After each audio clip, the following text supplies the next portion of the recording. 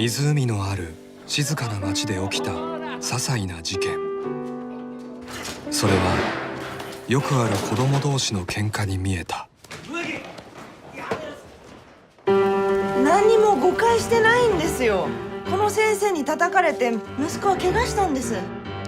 まあこういうのって母子家庭にありがちっていうか、まあうちもシングルマザー。堀先生、児童のせいにしたら親御さんの怒りに火がつくでしょ。実際どうだったかはどうでもいいんだよ。豚の脳なんだよね。湊の脳は豚の脳って入れ替われてんだよ。いつも麦野くんを叩いたりしてます。なんだよそれ。お話を伺いたいんですけれどもよろしいでしょうか。全焼だった。化け物ですよ。怪物誰だ。頭に豚の脳が入ってるのはあんたの方でしょ。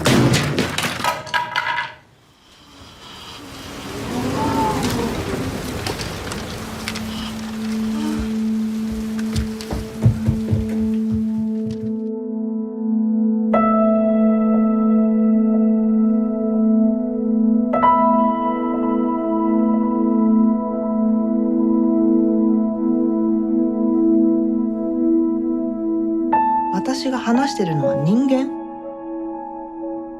怪物。